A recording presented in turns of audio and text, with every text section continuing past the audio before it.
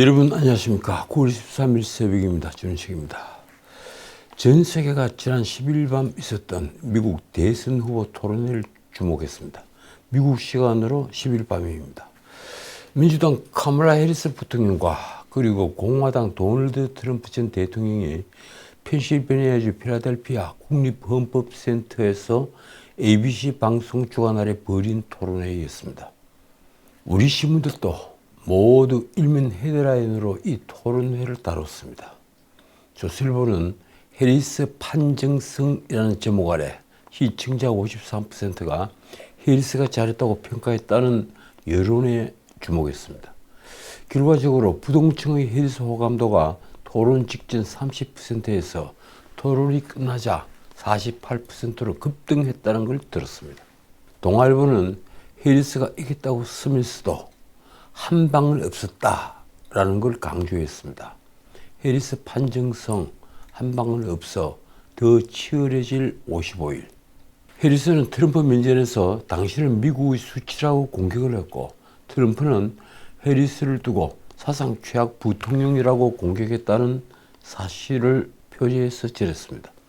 동아일보는 토론을 시청한 유권자 63%가 해리스 승리로 보는데도 토론의 승리가 지지율 상승으로 이어질지는 미지수라고 썼습니다.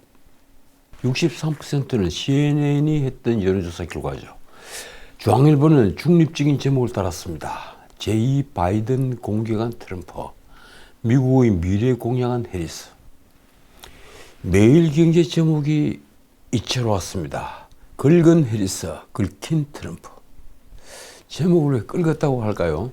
제가 미국 여러 방송, 신문, 인터넷판에 들어가 봤는데 긁었다는 표현을 쓴 언론은 없었습니다. 좌팔로는 어떨까요? 경향신문 제목이 이렇습니다. 흔들린 트럼프, 해리스 판정성. 이 CNN 여론조사에서 63%가 해리스가 잘했다고 평가한 걸 들면서 판정성 앞뒤로 다운표를 넣었습니다. 그런데 막상 미국 언론이 주목한 것은 TV 토론 직후에 해리스 지지를 새삼스럽게 선언을 한 스위프트입니다. 스위프트. 10년째 팝의 여제라고 불리는 여배우 테일러 스위프트는 10일 카멀라 해리스 지지를 선언했는데 이것이 엄청난 파장을 불렀습니다. 토론 직후에 선언을 함으로써 묘한 시점에 선언을 한 셈이 됐습니다. 그도 그럴 것이 스위프트의 SNS 팔로워는 무려 3억 명에 달합니다. 미국 인구가 3억 한 2~3천 명이 되죠. 이 엄청난 스위프트의 팬덤이 이번 대선에 어떤 영향을 미칠 것인가. 전 세계 언론의 관심이 모아지고 있습니다. 10일 민주당과 친한 워싱턴 포스트의 보도 내용이 이렇습니다. 스위프트가 미국의 성인 남녀, 민주당원 사이에서 호감을 얻고 있고 무당층과 공화당원들에서도 호감도가 향상이 됐다. 스위프트의 팬들이 대선에서 큰 힘이 될 수 있다. 우리 언론들이 번역이 다 조금씩 틀려서 제가 원문을 들어가 본 뒤에 제 나름대로 번역을 한 겁니다. 스위프트는 특히 10대와 20대 여성 사이에서 영향력이 막강한 것으로 알려졌습니다. 미국 언론들은 이런 팬덤이 미미한 격차로 성패가 갈리는 경합주에서 위력을 발휘할 수 있다고 분석을 했습니다. 스위프트가 팝스타가 된 2010년대 중반부터 팬덤에 가세한 10대 여성들이 이제는 투표할 수 있는 나이가 됐다는 것입니다. 그러니까 스위프트가 팬덤을 형성한 지가 이미 10년이 됐습니다. 그 10년 동안 팬덤이 만들어진 결과 옛날 소녀들이 이제는 투표권을 당당히 가진 20대 중반의 여성이 됐다는 얘기입니다. 워싱턴 포스트의 기사가 이렇습니다. 2020년 조 바이든이 승리할 수 있었던 이유는 4년 전에 비해 젊은 유권자의 비율이 높아졌기 때문이다. 스위프트 팬층 내에서 투표율을 높이기 위한 노력이 해리스에 도움이 될 것이다. 대중 인재 스타가 미국 대통령 선거를 움직인다는 것은 놀라운 일입니다. 그만큼 현대 선거는 감성 투표가 좌우합니다. 재밌는 것은 지난 5월 USA 투데이와 서퍽대가 스위프트의 지지 후보가 선거에 미칠 영향이라는 것을 조사했다는 사실입니다. 그 조사 결과가 이렇습니다. 여성과 35세 미만 무소속 유권자 그룹의 9%에게 스위프트의 지지 후보 결정이 조금이라도 영향을 미칠 수 있다. 이것만 해도 대단합니다.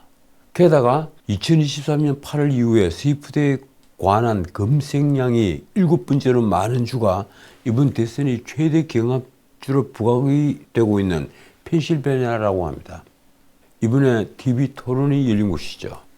테일러 스위프트의 팬덤은 매우 열정적인 것으로 유명하고 비슷한 정치 선거로 똘똘 뭉치기 때문에 사상 최초 여성 대통령 같은 9월에 스위프트가 만약에 행동에 나설 경우에 선거에 유의미한 영향을 줄 수 있다는 것이 공통적인 결론입니다. 그런데 대선 토론 직후에 바로 그 스위프트가 해리스 지지를 선언한 것입니다. 당장 스위프트는 유권자 등록과 투표 참여를 독려했습니다. 지난 8월에는 이미 카멀라를 위한 스위프티스 캠페인을 벌이는데 3만 4천 명이 참여를 해서 12만 2천 달러, 우리 돈으로 약 1억 6,400만을 모았다고 합니다. 해리스의 러닝메이터 팀 월즈 미네소타 주지사의 말이 이렇습니다. 미국에는 이런 용기가 필요하다. 이 스위프트에 믿을 수 없을 정도로 감사하다. 진보 성향 방송사인 MSNBC는 이렇게 보도를 했습니다. 지금까지 본 것 중에 가장 중요한 유명인의 지지 선언이고 타이밍도 정말 절묘하다. 테일러 스위프트가 카멀라 해리스 부통령을 지지한다고 밝힌 인스타그램 게시물은 단 하루 만에 1,000만 개 육박하는 좋아요를 받았습니다. 스위프트는 전날 TV로 생중계된 대선 TV 토론이 끝나자 자신의 인스타그램 계정에 자신의 반려묘, 반려고양이 벤자민 버튼을 안고 있는 사진과 함께 이렇게 썼습니다. 유권자로서 이번 선거에서 누구를 찍을 것인지 투명하게 밝혀야겠다고 생각했다. 나는 해리스와 월즈에게 투표할 것이다. 벤자민 버튼, 그 이름도 아주 유명하죠. 벤자민 버튼의 시계는 거꾸로 간다. 그 영화 제목에 등장하는 이름입니다. 어쨌든 이 게시물을 쓴 지 23시간 만에 좋아요 수는 무려 985만 개를 넘었습니다. 헐리우드 스타 제니퍼 애니스톤이 가세를 했습니다. 그리고 셀레나 고메즈도 가세를 했고 농구 스타 케이틀린 클라크 등 유명인들이 모두 좋아요를 눌렀습니다. 언론은 스위프트의 지지선언 효과는 벌써 나타나고 있다고 썼습니다. 미 연방조달청 GSA는 CNN에 이렇게 말했습니다. 11일 오후 2시 기준 스위프트가 만들고 공유한 사용자 지정 URL에 추천된 유권자 등록 사이트 보트 가버먼트 방문자가 33만 7,826명으로 기록이 됐다. 자, 그러자 트럼프 측은 즉각 스위프트 돌풍 차단에 나섰습니다. 스위프트의 선전으로, 그러니까 민주당의 유권자 등록을 한 숫자가 33만 7,826명이나 됐다는 얘기입니다. 그 짧은 시간의 말입니다. 자, 그러자 트럼프 측은 즉각 스위프트 돌풍 차단에 나섰습니다. 트럼프는 스위프트를 향해 이렇게 공격을 했습니다. 시장에서 대가를 치르게 될 것이다. 이 폭스뉴스 앵커 출신이죠. 보수 진영 인사 이 메건 켈리는 역겨운 지지 선언이라고 했습니다. 또 트럼프 지지를 선언했던 가장 유명한 인사 일론 머스크는 옛날 트위터 그리고 X에 아주 비꼬는 글을 하나 올렸습니다. 좋아요 테일러 당신이 이겼다. 자, 과연 55일 뒤 이제 53일이 남았습니다. 53일 뒤 미국 대선 결과는 어떻게 될까요? 자, 이제 이재명 얘기를 좀 하겠습니다. 이재명의 위생교사 사건과 이 공직선거법 위반 사건 1심 선고일이 다가오자 민주당을 비롯한 야당들이 이 나라 정치판을 개혁의 콘서트로 만들고 있습니다. 이 나라 야당의 황제처럼 군림하고 있는 이재명은 물론 사실상 징역형이 확정된 것과 다를 바 없는데도 법정 구속되지 않은 것을 기회로 국회의원이 된 조국은 역사에 자신의 이름이 어떻게 기록될 것으로 생각하는 걸까요? 이 민주당과 조국당, 진보당, 사회민주당 소속 일부 의원들이 윤석열 탄핵 준비 의원연대라는 걸 결성을 했습니다. 정청래는 윤석열 탄핵 청문회 100만 명이 동의했다며 청문회를 열더니 이번엔 야당 의원들이 탄핵 준비 의원연대라는 걸 만든 것입니다. 진보당 윤종호 주도로 만들어진 이 모임에는 민주당 9명 등 야4당 의원 12명의 이름을 올렸습니다. 누구인가 볼까요? 민주당 강덕구, 그리고 민영배, 문정복, 박수현, 이 박수현도 있습니다. 그리고 김정호, 복귀왕, 김준혁, 양문석, 부승찬, 그리고 조국당의 황운하, 사회민주당의 한창민, 진보당의 윤종호, 이들이 11일 국회 소통관에서 연 기자회견에서 밝힌 의원연대 결성 이유가 이렇습니다. 무도하고 무책임한 대통령으로 인해 고통받는 우리 국민을 생각하면 저는 가만히 있을 수 없었다. 그들은 또 이런 말도 덧붙였습니다. 탄핵을 신출하기 위한 법적 준비와 참여 의원 확대 활동을 해나갈 것이다. 탄핵 이후 새로운 대한민국을 위한 사회 대개혁 과제도 준비하고 토론하겠다. 자, 그러면 이들이 밝힌 탄핵 사유는 무엇일까요? 이들은 반헌법적 인사임명, 의료 대란, 21번의 거부권 행사, 김건희 여사와 관련된 의혹들을 언급하며 탄핵 사유는 차고 넘친다고 주장했습니다. 그래서요, 반헌법적 인사만 하더라도 누굴 지칭하는 걸까요? 솔직히 말해서 제가 보기에 반헌법적 인사들은 야당에 차고 넘칩니다. 어떻든 이들은 또 많은 국민이 대통령의 존재 이유를 묻는다며 이렇게 주장을 했습니다. 지난 총선 결과와 144만 탄핵 동의 청원이 보여주듯 이미 민심은 탄핵을 향하고 있다. 여야를 막론하고 적극적으로 참여해달라. 아마 이재명 구속영장 청원을 하면 몇만 명이 동의를 할까요? 제가 보기에 143만 명이 넘을 것 같습니다.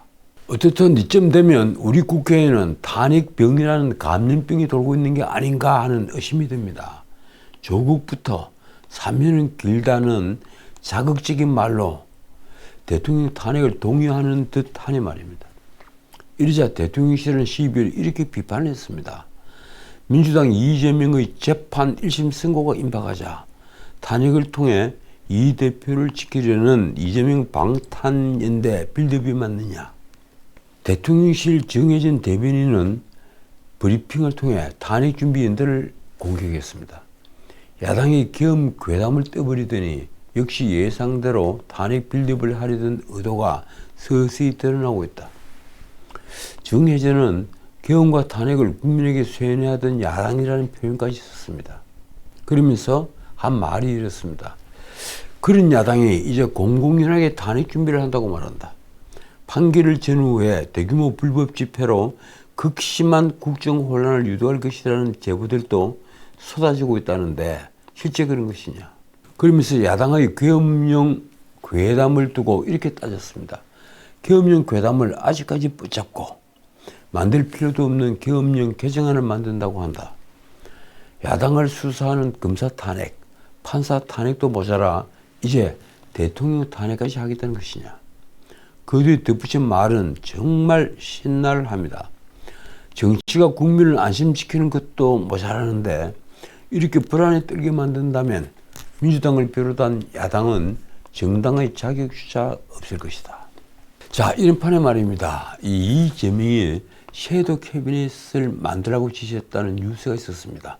섀도우 캐비닛. 바로 예비 내각이죠. 영국 같으면 야당은 늘 섀도우 캐비닛을 가지고 있습니다. 언제든지 집권을 했을 때 각부 장관들이 일목요연하게 미리 준비가 되어 있는 겁니다. 내각지도 아닌데 웬 섀도우 캐비닛이란 말입니까? 언론은 이재명이 외연 확장으로 중도층을 공략한다고 썼습니다. 뭐 설마 자리를 미리 파는 것은 아니겠죠. 그도 그럴 것이 이재명이 김종인과 광화문에서 12일 비공개 만찬 회동을 가졌습니다. 이재명은 이상동과도 만났고 김두관과도 조만간 만날 것으로 전해졌습니다. 제가 참 할 말은 아니지만 솔직히 별 대단치 않은 인물들입니다. 그들이 만나보았자 기껏 나오는 대화 내용은 의료대란 해법 같은 것입니다. 뭘 논의하겠습니까? 솔직히 말해 그런 문제라면 이재명은 의료계 인사와 만나서 밥을 먹어야 하지 않겠습니까? 하긴 이재명은 지난 5일 최태원 대한상공회의소 회장, 그러니까 SK 회장과도 만났다고 합니다. 왜 만났을까요?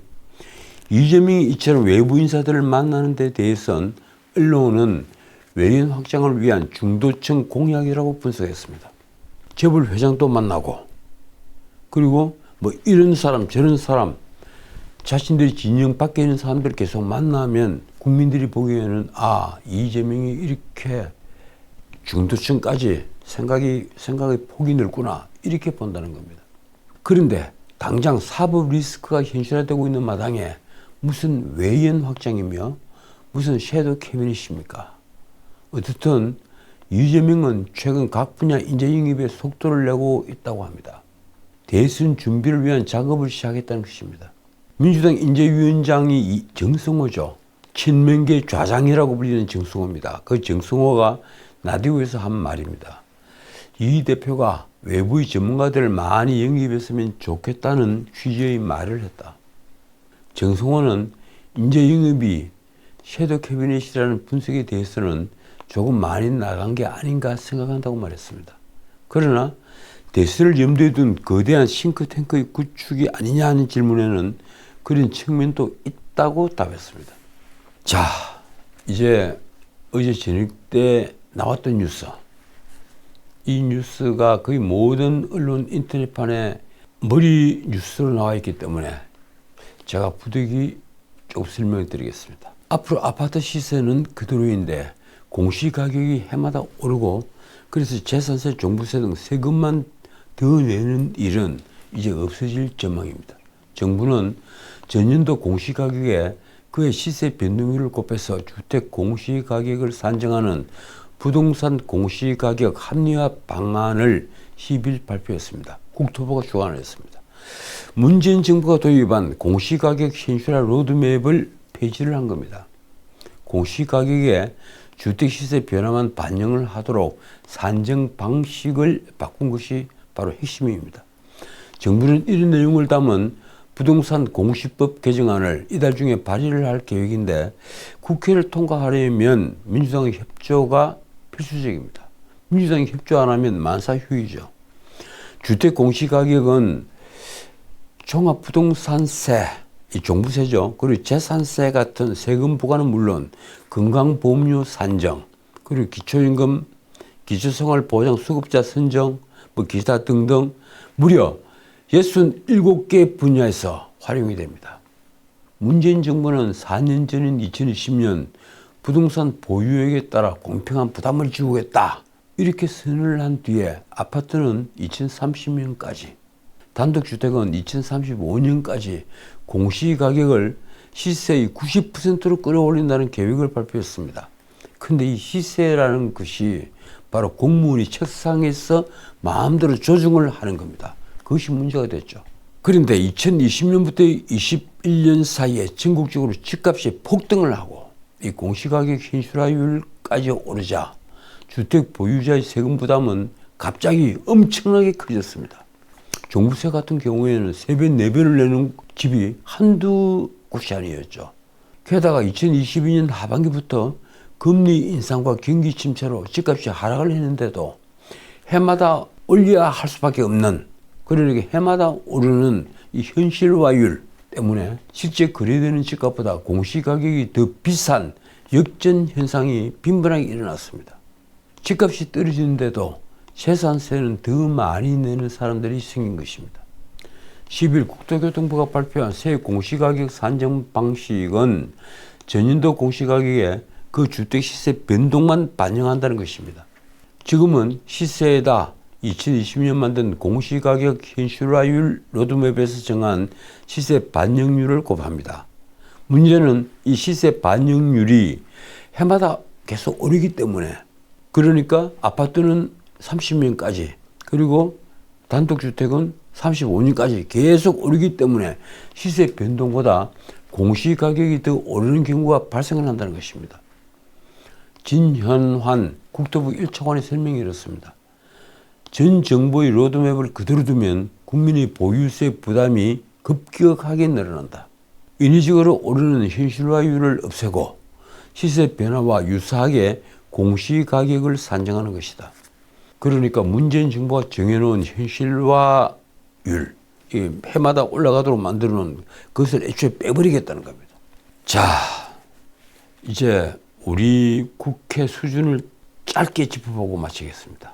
10일 국회 외교통일안보 대정부 질문에 나선 민주당 장경태가 김용현 신임 국방장관에게 질문을 했습니다. 그는 일본 해상자유대기와 우길기를 비교해 보이며 이렇게 물었습니다. 어느 것이 우길기인지 맞춰보라. 이것이 우리 국회의 수준입니다. 명색이 세계 유일의 분단 국가라면서 안보 분야 대정부 질문인데 막상 한국 안보의 핵심 현안인 북핵과 북한의 미사일 위협 문제는 완전히 뒷전이었습니다. 어느 누구도 질문조차 하지 않았습니다. 민주당 의원들은 자당이 정치 쟁점화하고 있는 계엄준비설과 친일 외교가 중심 사안이었습니다. 심지어 민주당은 국방장관의 국제관함식 거수경위를 두고 친일로 몰았습니다. 김용현 장관은 해상자유대기를 딴 일본 함선이 한국에 들어오는 것은 김대중 노무현 문재인 때도 승리를 한 것이라고 답해야 했습니다. 민주당은 근거 없는 계엄준비설을 계속 주장을 했는데 그래서 국방차관은 정치 선동이라고 맞받았습니다. 신문 보도를 보면 민주당 관심사는 북핵 위협보다는 정부가 민간단체의 대북 전단 살포를 왜 단속하지 않느냐는 것이었습니다. 참 기가 막힙니다. 자, 오늘 여기까지입니다. 조선일보 사설이 있더군요. 핵과 미사일 위협받는 나라, 국회의 황당한 안보질이. 그 사설 끝에 민주당 원내대표 박찬대가 한 교섭단체 대표연설에서 한 말이 있습니다. 일본에 독도마저 내주고 자유대가 한반도에 진주하지 않을까 우리가 커지고 있다. 이게 무슨 소린가요? 과연 대한민국 야당에 국가 안보에 관심이 있는 의원이 있을까요? 저는 몹시 궁금합니다. 이 나라에서 가장 덜 떨어진 자들이 모인 곳이 국회가 아닌가 생각이 들 때가 너무 잦습니다. 국민을 대표할 지식이 있는 것도 아니요. 도덕률이 높은 자들도 아닙니다. 용기와 정직함을 갖추지도 못했습니다. 그럴 자격도 없는 자들이 오직 입신양명을 위해 모인 곳이 국회라면 그런 국회는 없는 것이 낫습니다. 지금까지 전식이었습니다.